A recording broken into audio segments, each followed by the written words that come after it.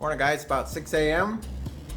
Good thing I'm putting this AC compressor in today since it's going to be a whopping 60 degrees. That's always fun, right? Going to be a lot of cutting, welding, grinding, and trips to the store today, so let's get started.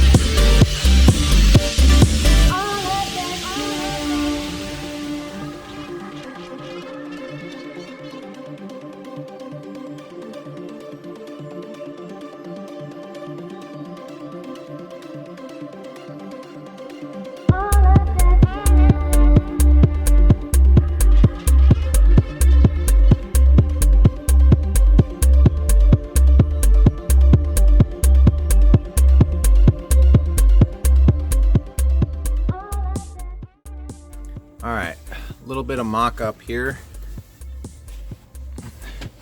Here's some advice for you guys if you're putting one of these together.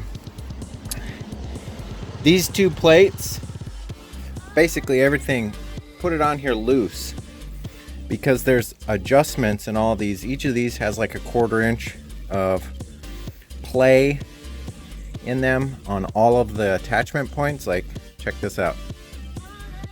See, I can move this in and out quite a bit. The same goes for the plates where they connect here and where it connects down to the engine mount. Leave everything loose, because if you don't and you're a ding-dong like me and you tighten down this engine bracket, it'll seem like everything's way off, and in actuality it's not. Everything fits just the way it's supposed to, but you just have to make sure that you leave everything like hand tight, basically, to get all the mock-up done. Also, this wire harness has to be, the little clip here has to be flipped around, and in my case it's going to be run on the back because I think I'm going to cut all these tabs off and then weld a swivel mount directly onto this plate. So I got it all set up for mock-up. Also, this there's a radiator pipe right here that goes down to the cooler. I think it's the transmission cooler or the oil cooler or something like that, but that's gonna have to get relocated, and I think it's gonna end up right here. I'll have to get a longer bolt to put in there, but that's probably where it's gonna end up. What else can I tell you?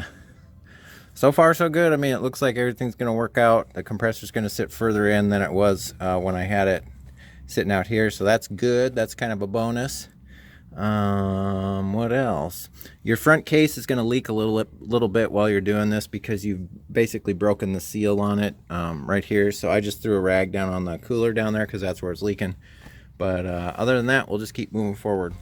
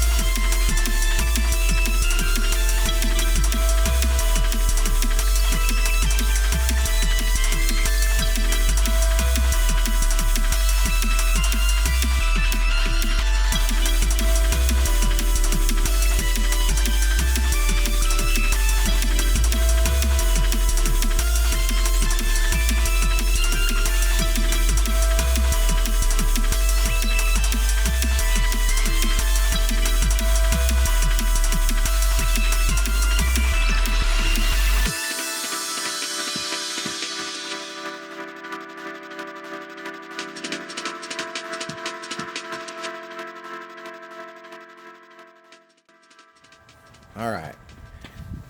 After that welding session, I don't think that these lower swivel brackets are going anywhere.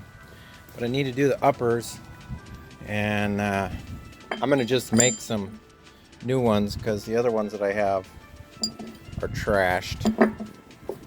I screwed them up, so I'm gonna chop these up, and then they're basically gonna sit on the inside here,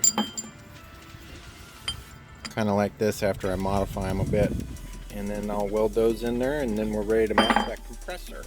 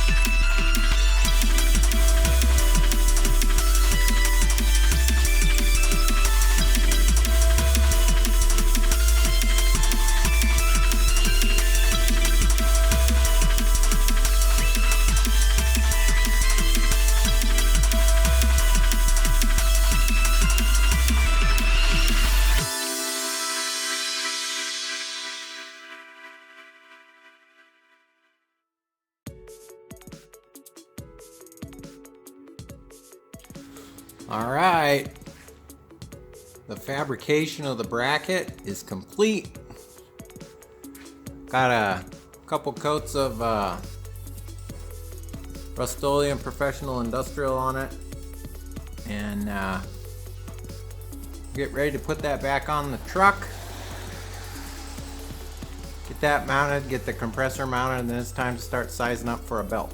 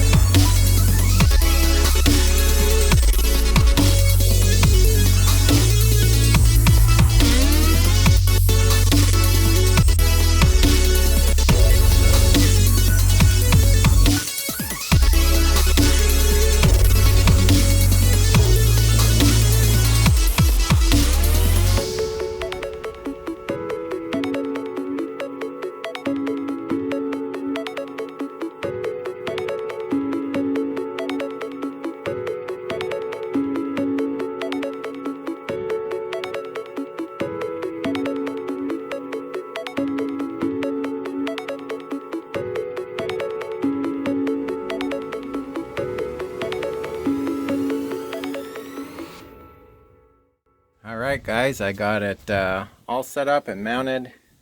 I left all of the fittings loose on it, or the bolts loose on it. See if I can do this one-handed. Rotates all the way up and all the way down, no problem. So tensioning the belt shouldn't be a problem. The only concern I have is clearance with the cab, so I'm gonna lower the cab down and see what happens here. When I checked it with the cab down earlier before I welded it up, everything was fine, but it looks really high, so now I'm not sure. Now this is probably gonna be hard to see because my camera hates focusing. Plenty of clearance, even all the way up.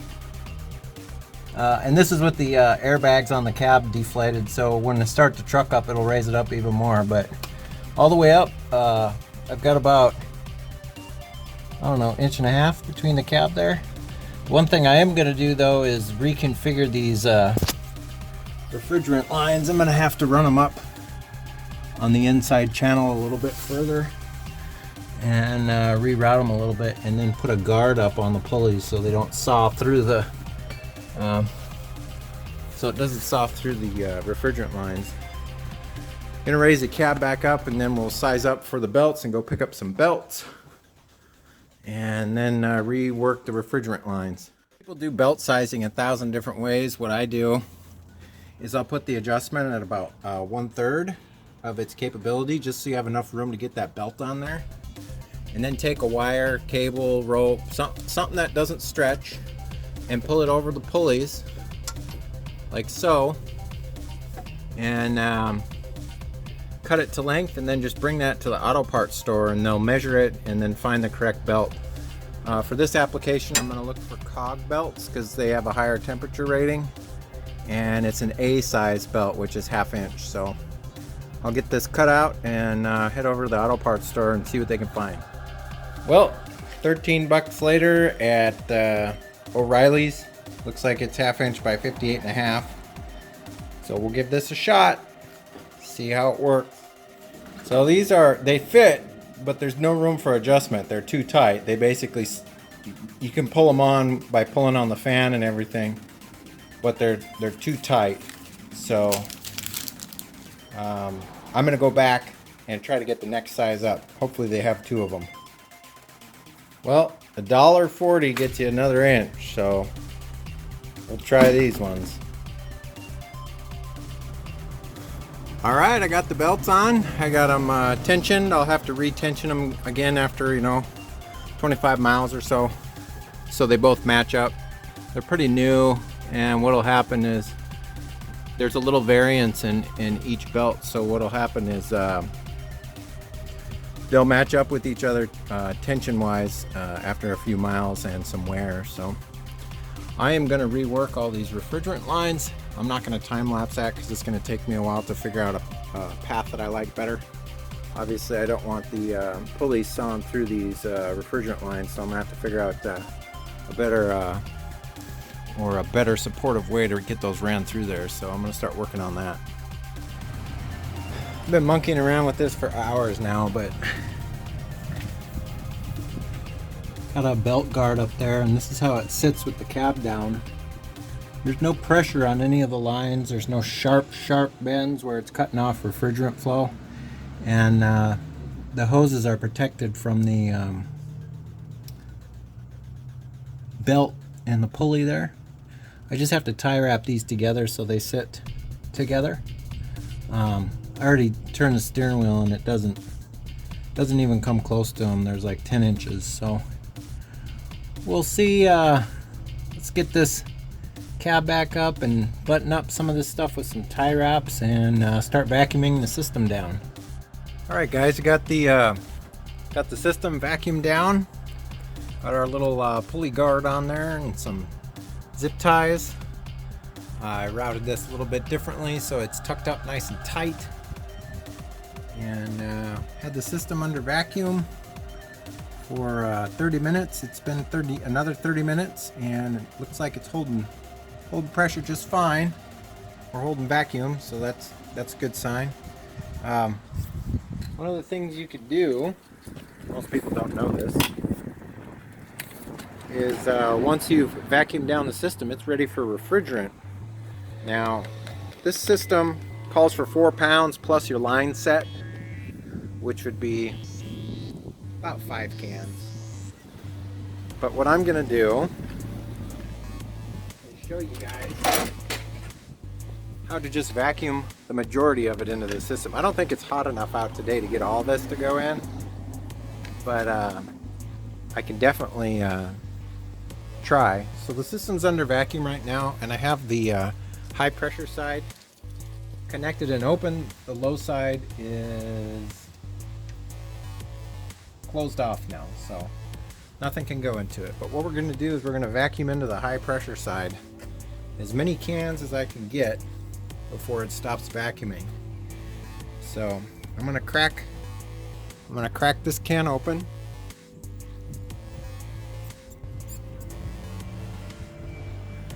Bleed off a little bit of the oxygen that's in the line, because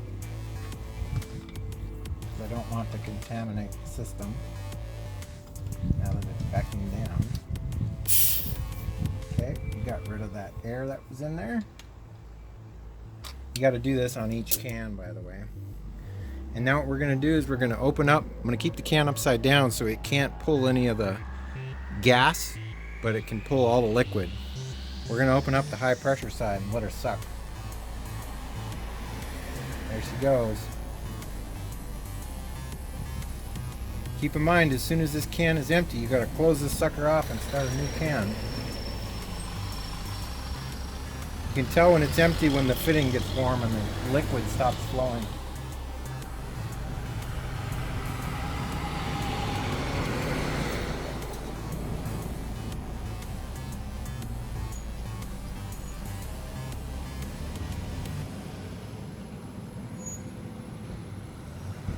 So I'm going to keep doing this, and eventually I'm going to turn the truck on and refill the rest of the system.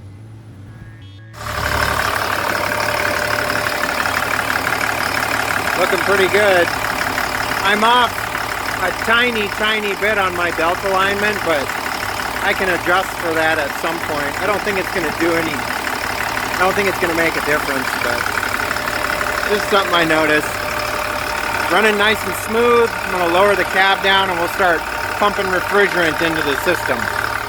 Alright guys, got the system charged up. I used 4.5 cans of 4.5 of the 12-ounce cans. So it's only like 65 degrees today, so in order for me to top it off, I need more head pressure and I need the fans to cycle, and it's just not hot enough out today to do that. So I'm calling it quits for today. This install was time consuming, but not as time consuming as the hydraulic one, and it blows some cold frickin' air, I'll tell you that. If you guys like this video, give me a thumbs up. If you aren't subscribed yet, I'd love to have you as a subscriber.